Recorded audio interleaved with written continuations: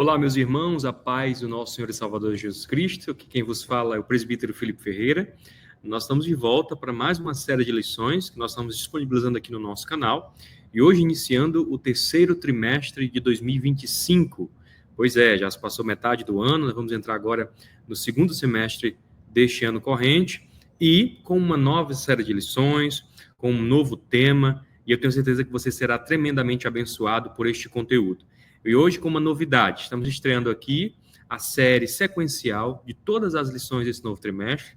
Que Deus nos ajude a não faltar em nenhuma delas e que você também não possa estar ausente desse conteúdo que nós vamos disponibilizar aqui gratuitamente. Não só a aula completa, essa videoaula que você está assistindo agora, mas também todo o material didático que nós apresentamos aqui. Ou seja, eu vou disponibilizar o link para você baixar esses slides, os meus slides, para que você possa usar na sua sala de aula. Pois é, então você pode procurar aqui na descrição do vídeo o link para o download, você vai poder baixar esse material e acompanhar essa lição, não só aprender, como também se preparar para ensinar na sua sala de aula. Vamos nessa então? A igreja em Jerusalém, doutrina, comunhão e fé e base para o crescimento da igreja em meio às perseguições. A base, né? Assim? E hoje a gente vai começar dentro de uma proposta, meus irmãos, muito importante, porque a gente está diretamente ligado ao tema da nossa última lição. Nós vamos retornar ao cenáculo, aquele cenáculo que abrigou os discípulos com medo após a morte de Jesus, agora se enche do fogo do Espírito e o medo cede lugar à ousadia. E por que o medo se dissipou? Primeiro, obviamente, nós, na nossa última aula, uma aula preciosíssima que está inteiramente aqui no nosso canal, nós falamos sobre o medo deu lugar à esperança. A partir do instante em que Jesus aparece para os discípulos ali, naquele cenáculo onde eles estavam reunidos, né, assim, e a gente vê todo esse desdobramento, porque o ambiente comum se torna o lugar da visitação divina. Não foi no templo, mas no espaço íntimo que o Espírito desceu. Então nós vamos ver que todos estavam reunidos num só lugar. Que lugar é esse? Está muito bem descrito lá em Atos 2, a descida do Espírito Santo, ou seja, a unidade foi o solo onde Deus derramou do seu Espírito. Eles estavam unidos e reunidos no mesmo lugar. Então, o Espírito tem liberdade onde há unidade. Tá? É muito maravilhoso a lição de número 1, a igreja que nasceu no Pentecostes, ela não nasceu do Pentecostes, ela nasceu no Pentecostes, porque o Pentecostes é algo perene, é algo contínuo, é algo constante, e nós vamos aprender muito a respeito disso na lição de hoje, e eu tenho certeza que você será tremendamente abençoado. Bom, o texto áureo diz, e todos foram cheios do Espírito Santo e começaram a falar em outras línguas, conforme o Espírito Santo lhes concedia que falassem. Está lá em Atos 2,4, e a verdade prática, que se propõe a aplicar o texto áureo, diz, a igreja nasceu no Pentecostes, capacitada pelo Espírito para cumprir a missão. Então, nós temos que entender que o Espírito Santo foi derramado com um propósito muito claro. Qual, irmão Felipe? Capacitar a igreja para cumprir a missão, ou continuar a missão do ministério de Jesus. Então, o Espírito, irmãos, não veio para nos entreter, ele veio para nos enviar. Ele veio para nos encher, ele veio para nos capacitar, e uma vez capacitados, nós pudéssemos, enfim, estar aptos para desenvolver essa poderosa missão. Então, logo de cara, a lição já traz para nós esse sentimento. Nós temos visto muitas pessoas se deleitarem, né, na busca pelo Espírito Santo, na intenção de ter poder. Mas poder para quê? Então, hoje nós vamos falar bastante sobre isso. O Espírito não vem nos entreter, não é uma manifestação sobrenatural, corriqueira e comum, mas nos capacita para sermos enviados em direção à missão daquilo que o Senhor desenhou para a sua igreja. Então, a cena aqui é a cena deles reunidos, persistindo em oração, unidos em um só propósito, buscando obedecer às palavras do Senhor, que diz que do alto, ficar em Jerusalém, né, até que do alto sejais revestidos de poder. Esse dia é o que nós chamamos de Pentecostes. É justamente nesse instante, a palavra-chave da lição, em que esse fogo desce sobre a igreja e eles são cheios do poder do Espírito Santo. Então, Pentecostes, irmãos, nesse momento aqui, ganha um novo significado. E por que ganha um novo significado? Porque o Pentecostes era uma festa judaica que celebrada 50 dias após a Páscoa. Ou seja, 50 dias após a saída do Egito, né, assim, onde foi se instituída a Páscoa naquela ocasião, 50 dias depois, era justamente a festa de Pentecostes, em agradecimento pela colheita.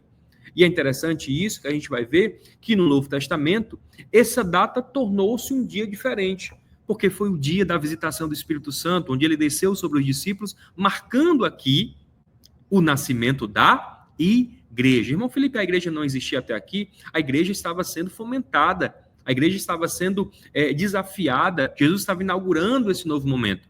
Mas é a partir da descida do Espírito Santo que a igreja é capacitada, então, para se espalhar e evangelizar todo mundo conhecido. Então, nós precisamos entender que o Pentecostes, queridos, não é apenas um evento histórico antigo. Nós não olhamos para esse evento como uma coisa que ficou lá no passado. Não é só falar em línguas ou manifestações externas. Também, nós não podemos imaginar que ele é específico e especial por conta dessa evidência do falar em línguas. Também não é o fim. Não houve a descida ali do Espírito Santo no dia de Pentecostes, e aquele dia foi pontual. E a partir desse instante, nós não ouvimos mais falar dessa manifestação. Não, é o começo da obra do Espírito Santo na igreja. E não é algo isolado, irmãos, não ficou no passado, mas é um convite para vivermos cheios do Espírito Santo hoje. Então, quando nós falamos de Pentecostes, à luz das Sagradas Escrituras para o Novo Testamento, nós estamos dizendo que é o dia em que o Espírito Santo desceu sobre os discípulos. Isso sim, é o nascimento da igreja de Jesus. Isso sim, um momento de capacitação para a missão e adoração. É o cumprimento da promessa de Jesus e das profecias bíblicas, porque não só o Senhor Jesus falou sobre a descida do Espírito Santo, mas vários profetas, dentre eles o mais conhecido, o profeta Joel, nos últimos dias, né, assim? Então a gente vai ver que o Pentecoste não é um espetáculo para ser admirado, mas um chamado para ser vivido. Não é apenas para ver, é algo para se viver. E aí eu provoco a turma hoje dizendo, você está admirando ou só vivendo? Aliás, você está admirando ou vivendo?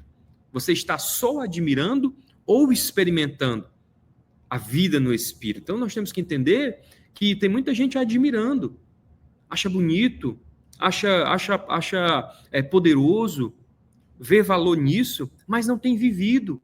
Por que não tem vivido? Bom, as respostas são muitas, mas eu queria colocar que quando nós estamos no âmbito da admiração, nós ficamos impressionados com o que aconteceu. A gente lê esses textos e enxerga isso como um acontecimento.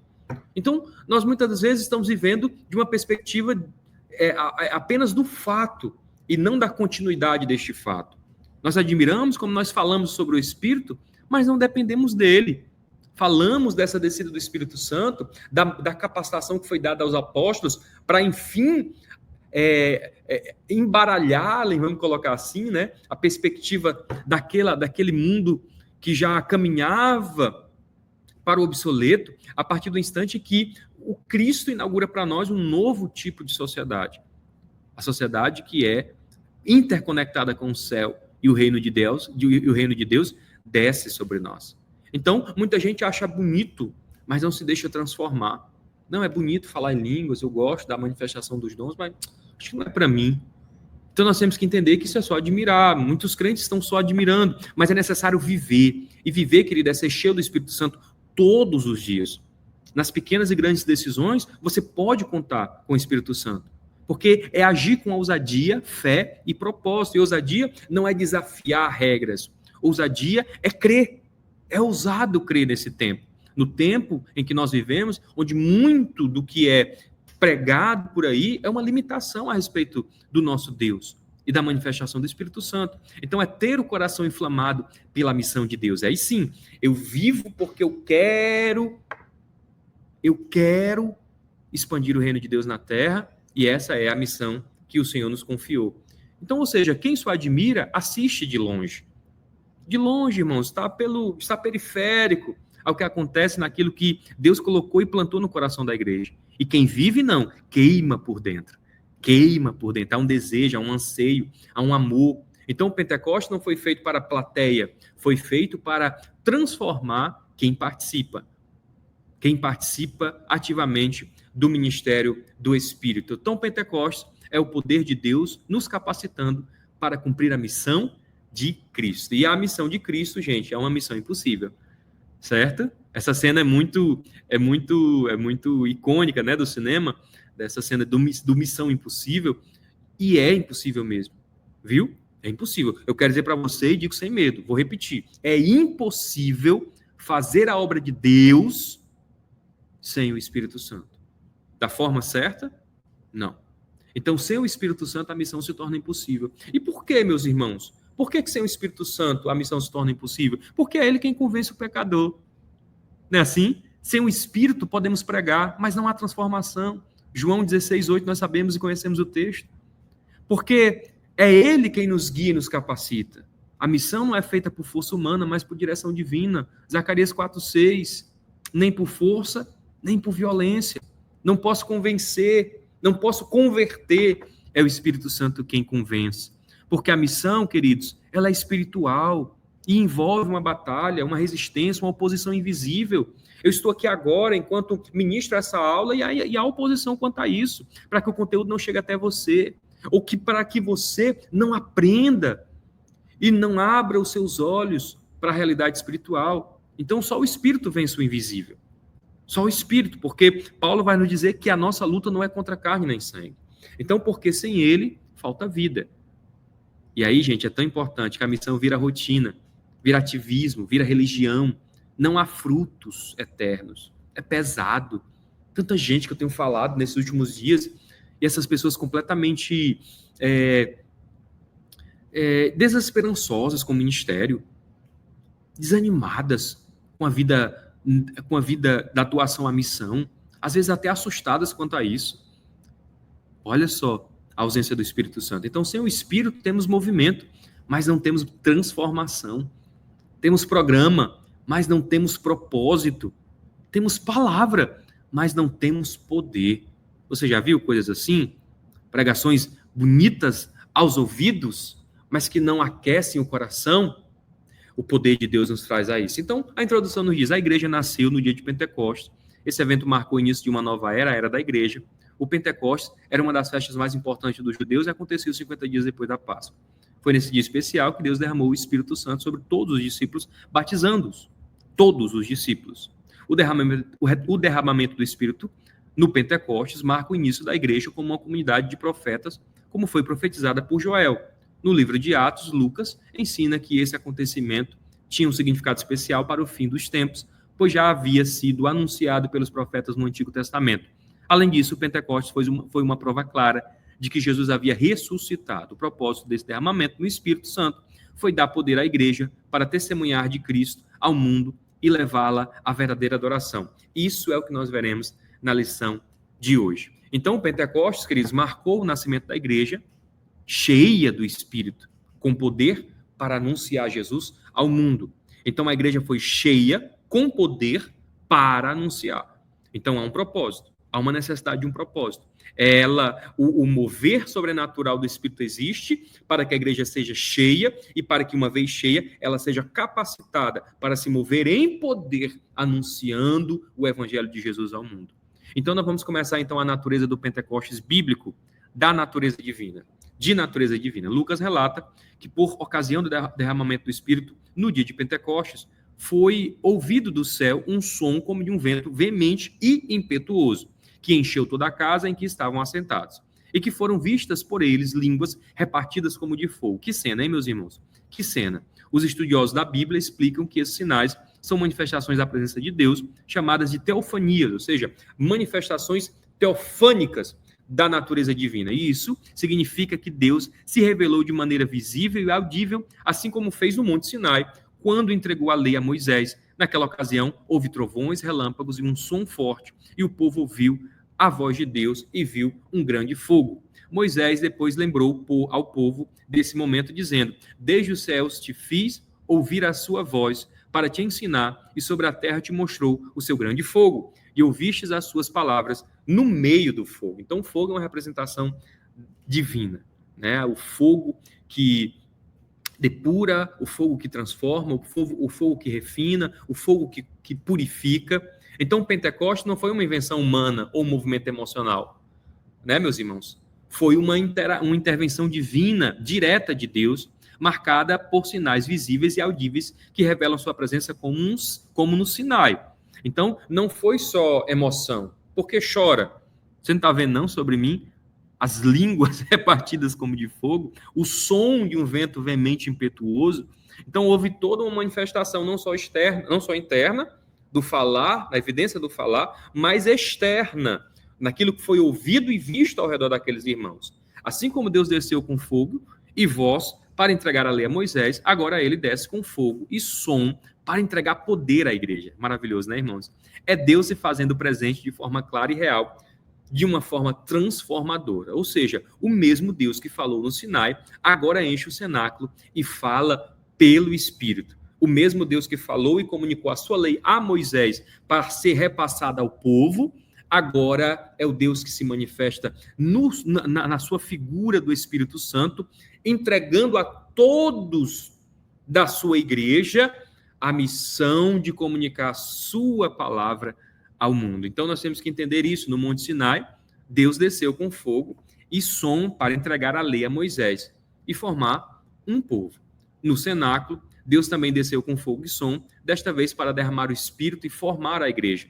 No Sinai, a lei foi escrita em tábuas. No Pentecostes, foi escrita nos corações. Isso é fantástico, meus irmãos, porque é uma promessa. Ezequiel vai dizer que eu tirarei o coração de pedra e colocarei um coração de carne, um coração segundo o Espírito do Senhor. Então, um marco no início de Israel como nação foi a lei. E outro, o nascimento da igreja com poder para alcançar todas as nações. Então, Deus se manifesta de formas muito claras.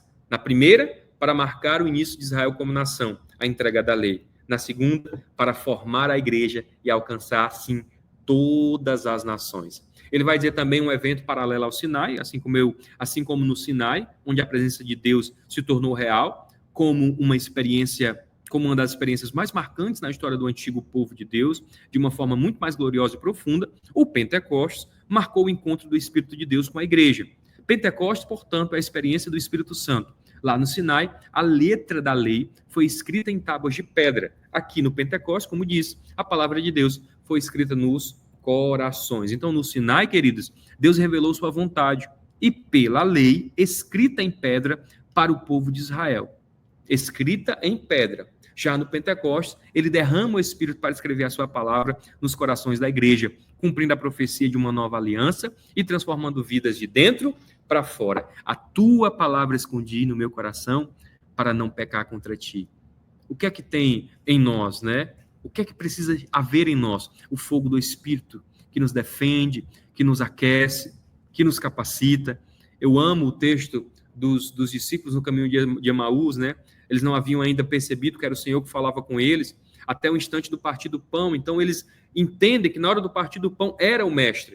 E aí eles vão comentar uns para os outros. Porventura não queimava enquanto ouvíamos ele falar de toda a Escritura? Ou seja, é aquilo que corresponde em nós a manifestação desse fogo, dessa promessa. Era uma centelha, era algo que apontava para essa descida literal do Espírito Santo. Então, o Pentecostes é o batismo do Espírito, que nos dá poder para viver uma nova aliança. Não apenas como uma obrigação, mas como uma experiência viva. Não é obrigado. Não se sinta obrigado. Mas, com toda certeza, é uma experiência divina, uma experiência fantástica. E aqui já quero parar a aula para dizer para você, olhando nos seus olhos, peça ao Espírito Santo para que ele encha a tua vida, para que ele derrame sobre você essa capacitação, para que você faça essa obra com ainda mais entrega e com ainda mais dedicação. Então, a obra centrada em Cristo e nos tempos difíceis, nos tempos finais, centrada em Cristo e nos tempos finais. Na sua pregação no dia de Pentecostes, Pedro deixou claro que esse evento estava totalmente ligado a Jesus. Atenção! Ele mostrou que o derramamento do Espírito Santo estava diretamente relacionado à morte e, consequentemente, à ressurreição e à ascensão de Cristo aos céus. Isso significa que, embora o Pentecostes seja uma manifestação do Espírito Santo, ele também é cristocêntrico. Ele não é também é, ele é cristocêntrico, né? Ou seja, tem Cristo como centro. Sem a cruz de Cristo, o Pentecostes perderia seu verdadeiro significado, pois não há Pentecostes sem cruz. Além disso, Pedro explicou que o Pentecostes foi o cumprimento da profecia de Joel, que anunciava que Deus derramaria o seu Espírito sobre toda a humanidade. Quando Pedro usou a expressão nos últimos dias, ele mostra que esse evento tinha um significado escatológico, ou seja, estava ligado ao plano de Deus para tempos finais. Queridos, o Pentecostes não é um evento isolado, certo? Não é uma coisa diferente, é a continuação, é a consequência, é aquilo para o qual Cristo também morreu, para nos capacitar. Ele diz, se eu não for, o Pai não enviará o Consolador. Então, sua morte, ressurreição e ascensão são os alicerces para o derramamento do Espírito Santo. Ora, porque ele foi o mal interessado e nos falou dessas coisas, ainda no seu ministério terreno. Então, sem a cruz, não haveria Pentecostes. Porque é por meio do sacrifício de Cristo que recebemos o Espírito Santo. É por isso que nós primeiro aceitamos a Cristo.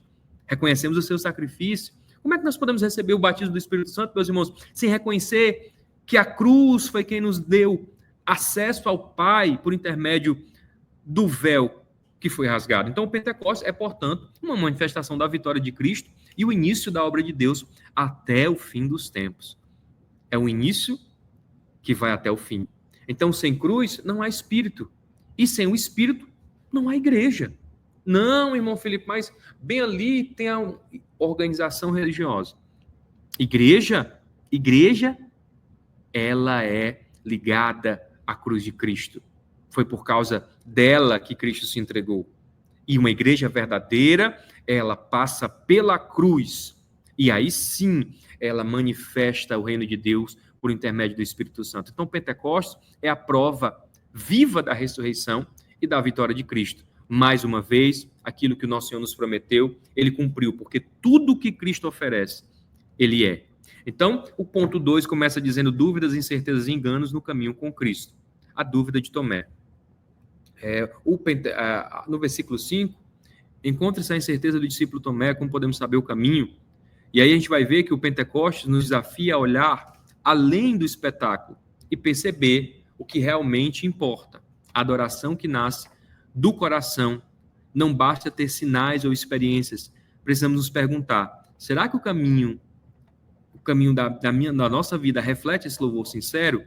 O Espírito Santo nos chama para uma adoração autêntica que transforma não só momentos, mas toda a nossa caminhada com Deus. Então, o Pentecostes que não gera adoração não é o Pentecostes bíblico. E aí, gente, um ponto importante, tá bom? Essa expressão, né, ouvimos na nossa própria língua, quer nos dizer que o Espírito Santo faz a mensagem de Deus transcender barreiras culturais ou linguísticas. E aí é importante se dizer que o evangelho se torna universal a partir disso. Não mais condicionado a um povo, a uma língua, mas a todos os povos, todas as línguas, todas as culturas. Então cada povo entende a grandeza de Deus em sua própria língua, como se fosse falado diretamente por ela. Isso é muito maravilhoso, porque o Espírito comunica diretamente ao coração. O Espírito fala ao coração. Não importa a língua humana, né? Só o poder de Deus alcança e transforma. A adoração genuína é acessível a todos. Ninguém fica excluído da experiência do louvor e da comunhão com Deus. Então o Pentecostes nos mostra que Deus fala e toca a todos, onde quer que estejam, na linguagem do coração. Queridos, um ponto importante, porque uma vez eu ouvi um grande pregador falar que o homem fala ao intelecto, o Espírito Santo não, ele fala ao coração. O homem fala a razão, o Espírito Santo fala a razão por meio do coração. E isso é interessante, porque no Pentecostes, mesmo sem entender as palavras, aqueles que falavam, o povo sentiu a presença e o poder de Deus, porque eles ouviam na sua própria língua. Porque o Espírito alcança a alma muito mais além da própria mente. Então a adoração verdadeira rompe todas as barreiras e une os corações em uma só linguagem. Que linguagem, irmão Felipe? A linguagem do Espírito. Você entende, irmãos, que... Vou fazer aqui um paralelo, não estava nem programado, mas me veio essa inspiração nesse instante. Na experiência da Torre de Babel, o que unia o povo era o falar. Você percebe isso? Tanto é que o texto bíblico vai dizer que a criação, né, se junta para ver a obra dos homens. Desçamos né? E vamos olhar, vamos ver a obra deles. E eles estão num só sentimento, num só pensamento, eles falam uma só língua.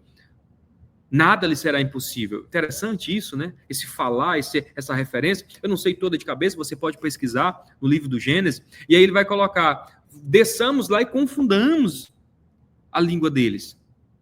E aí, a partir desse instante, a obra que eles estavam reunidos, uma obra para o seu próprio louvor, para o seu próprio nome, eles não se entendem mais. A partir desse instante, nós não temos mais essa unidade carnal do falar. E olha o que acontece aqui na descida do Espírito Santo. Querido, isso é profundo demais. Nós, então, fomos desafiados a voltar a falar a mesma língua. E não mais agora fazer uma torre que toque o céu. Porque Deus já desceu à terra e morreu por mim e por você. A partir do instante agora, nós somos desafiados a criar uma ponte de salvação, aberto pelo sangue de Cristo Jesus. E nós só faremos isso falando a mesma língua. E que língua é essa, irmão Felipe? A língua do Espírito. E aqui não estou sendo literal, eu estou sendo alegórico, mas profundamente bíblico no que quero lhe dizer aqui, meu amado irmão.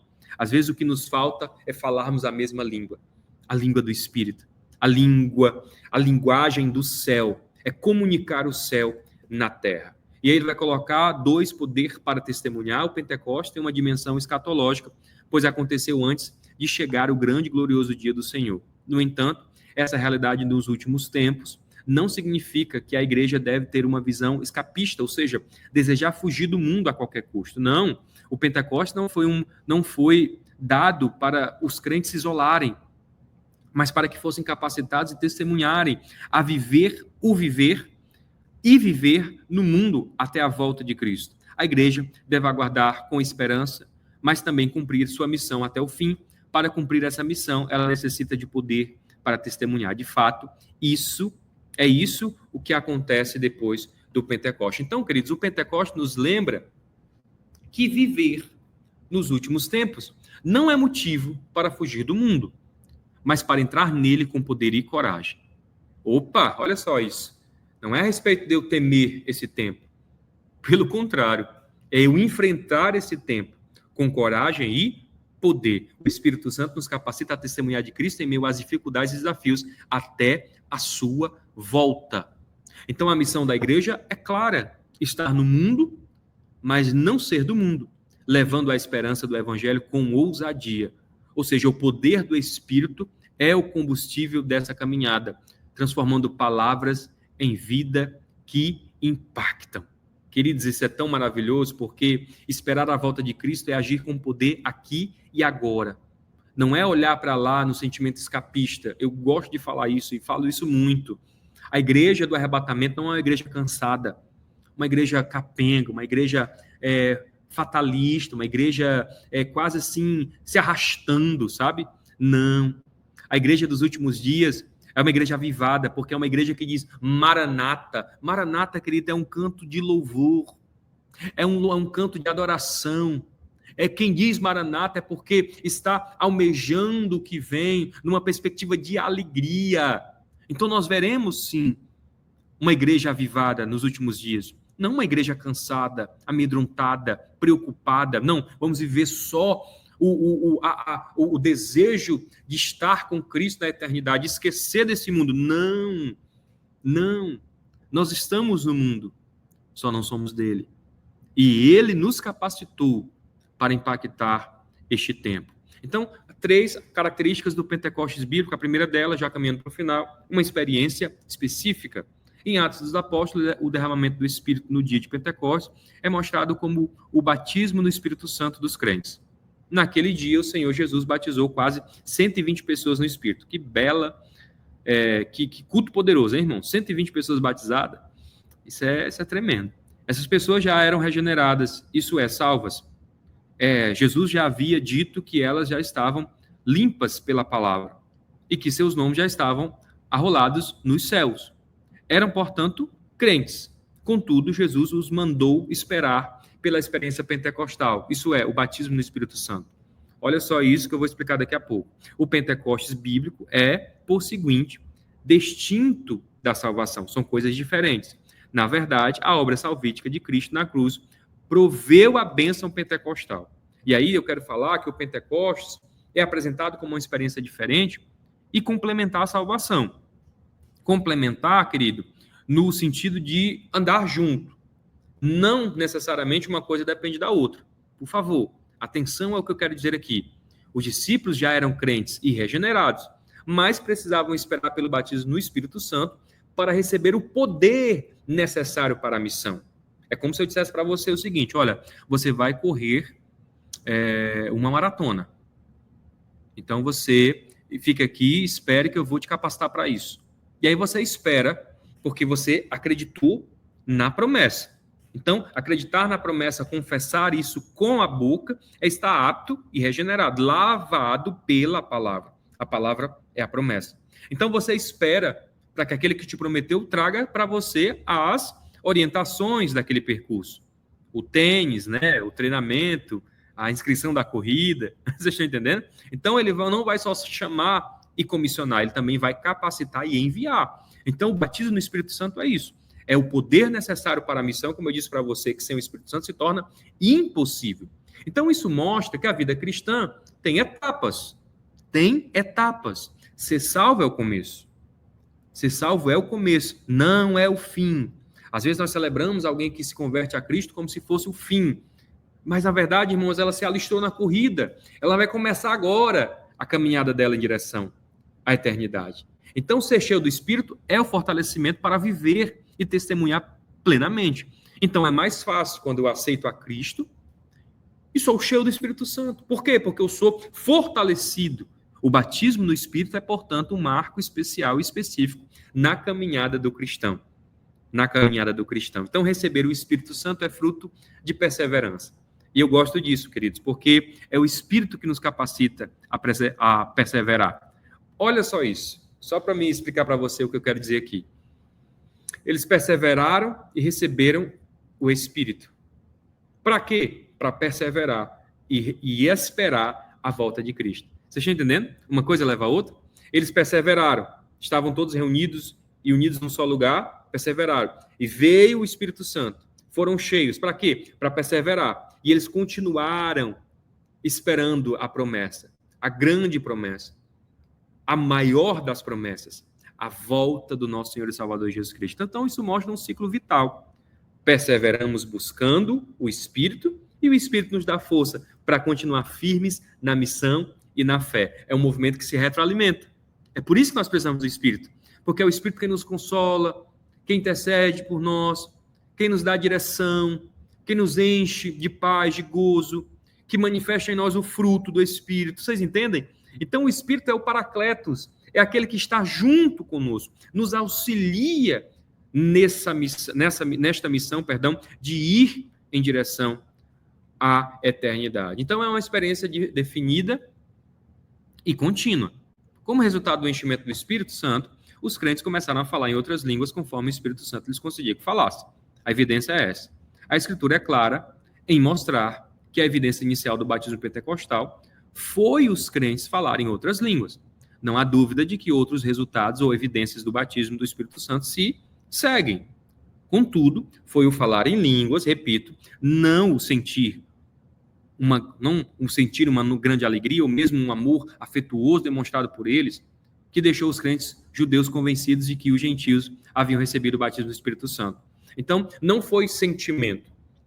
Foi sentimento também, mas foi essencialmente uma experiência externa, uma evidência. Vocês entendem, irmãos? O que é uma evidência, irmão Felipe? É prova. É prova. Tal coisa, prove. O que é que você tem? Você tem uma foto, você tem um vídeo, você tem um áudio, você tem uma coisa material que evidencie. É por isso que nós atrelamos o batismo no Espírito Santo ao falar em línguas. E aí é um ponto importante. O falar em línguas é uma marca definidora e contínua dessa experiência espiritual. Não apenas emoções passageiras. Eu chorei muito na presença, fui batizado. Opa! Eu me quebrantei muito, senti uma alegria muito grande, fui batizado. É importante a gente entender isso. E aí eu vou entrar aqui no ponto que muita gente destoa desse pensamento. Mas eu vou ser ousado aqui e vou dizer aquilo que eu creio e do que eu vejo nas Escrituras Sagradas.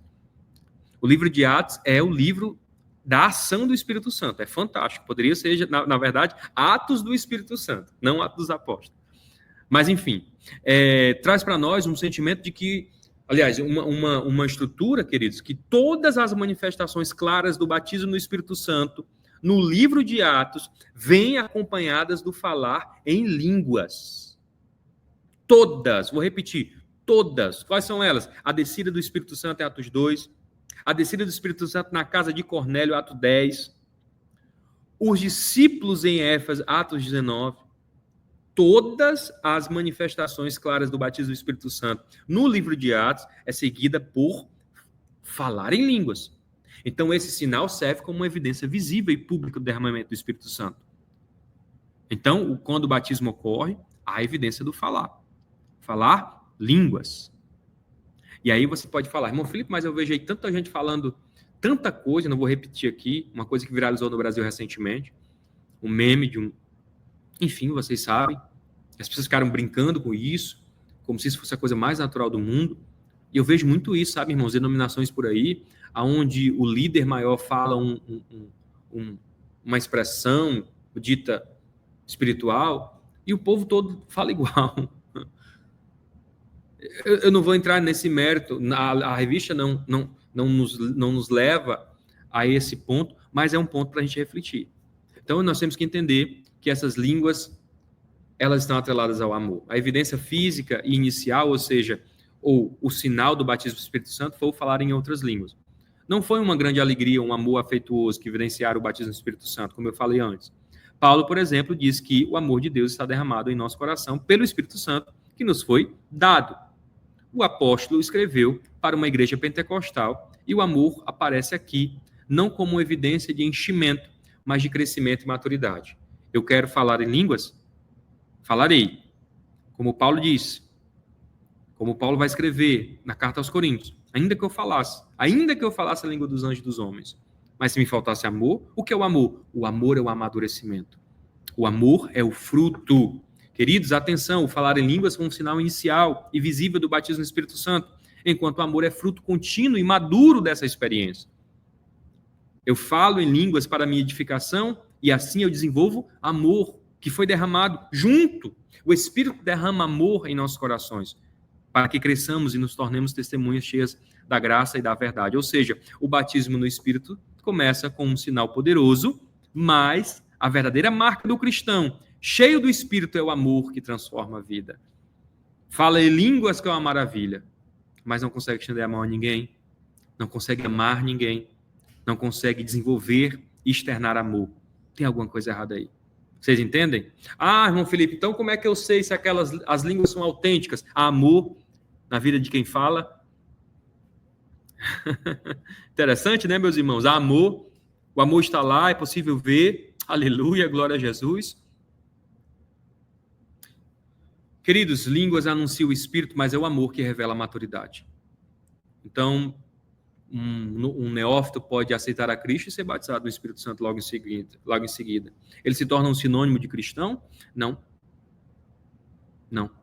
E o que é que evidencia a ação contínua do Espírito na vida dele? A maturidade. A maturidade é revelada pelo amor. Então, queridos, nós vamos ver, e para encerrar a aula de hoje, foi muito boa, inclusive, nós vamos então ver aqui os takeaways, né, as conclusões sobre o Pentecoste. Primeiro, o que é? O Pentecoste é o derramamento do Espírito Santo que marcou o nascimento da igreja, capacitando os crentes com poder sobrenatural. Poder sobrenatural.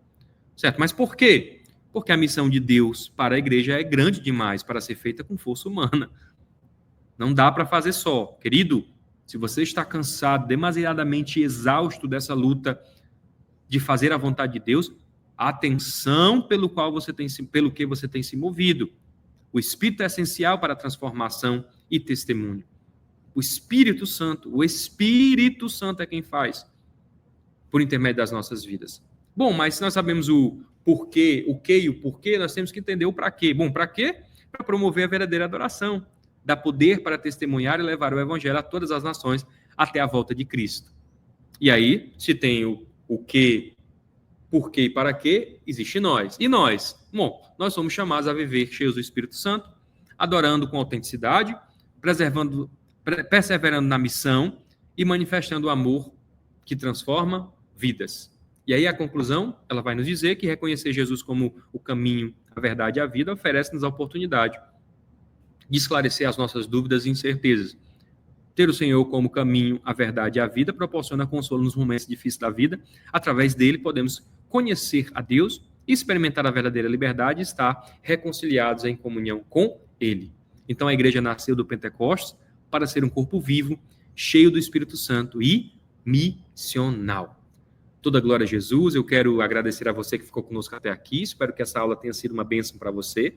Não esqueça, nós vamos seguir todo esse trimestre com aulas semanais da Escola Bíblica neste canal. E você também vai poder baixar este material que eu acabei de apresentar aqui para usar na sua aula ou para usar para seu uso próprio, né, particular.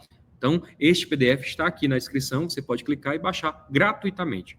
Que Deus em Cristo te abençoe e que você continue a desejar e a buscar o Espírito Santo. Porque não é por força nem por violência, mas pelo Espírito de Deus. Que Deus em Cristo te abençoe e até a próxima aula.